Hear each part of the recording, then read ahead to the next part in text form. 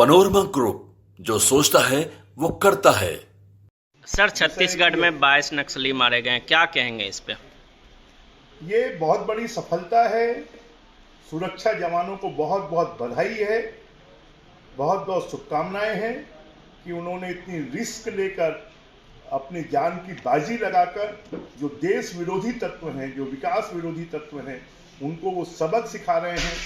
मोदी जी का नेतृत्व, अमित शाह जी की अगुवाई और विष्णुदेव साई जी का मार्गदर्शन, ये जो संकल्प है 2026 तक का नक्सलवाद को समाप्त करने का, वो पूरा होगा और उसी दिशा में 22 नक्सलियों का हलाहल होना एक कदम है। क्या सर आगे भी जारी रहेगा नक्सलियों के प्रति जो ऑपरेशन हो? पिछले 13 महीनों में 300 नक्सली मारे गए हैं और आगे भी जारी रहेगा जब तक 2026 तक जो अमित शाह जी ने टारगेट दिया है सुरक्षा जवानों को, फोर्सेस को, कि आपको नक्सलवाद को समाप्त करना है, वो पूरा होगा। सर, पंजाब में जिस तरीके से किसानों को हटाया गया, लगातार जो कहीं ना कहीं आम आदमी पार्टी जिस तरीके से बीजेपी पर आरोप लगा रही थी, उसके बाद से वो बुलडोजर चला रही है जो किसान आंदोलन करे थे उसके कैंप पे। जब दूसरा करे तो बर्बरता है, जब हम खुद करें तो वो सही है। अब ये आम आदमी पार्टी को समझ में आ गया है कि क्या सही है और क्या गलत है। सर, औरंगजेब को लेकर जो है नागपुर में बवाल हुआ और विपक्षी पार्टियां कह रही है कि गरे मुर्दे को उखाड़ रही है भाजपा। औरंगजेब के लेकर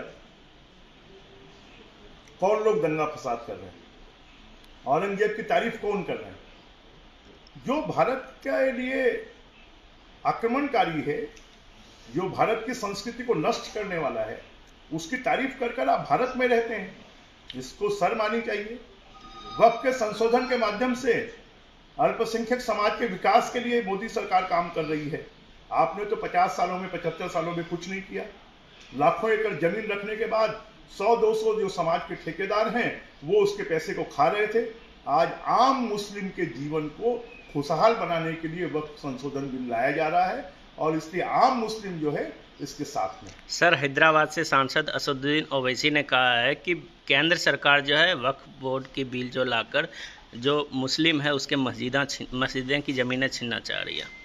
उनके बोलने से क्या होगा?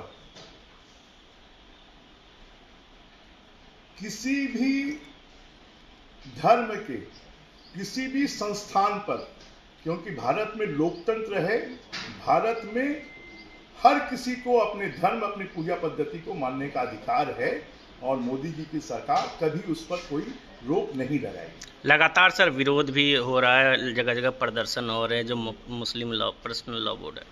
जो लोग प्रदर्शन कर रहे हैं उनको लग रहा है कि उनकी जो अवैध कमाई है उस पर रोक लग जाएगी।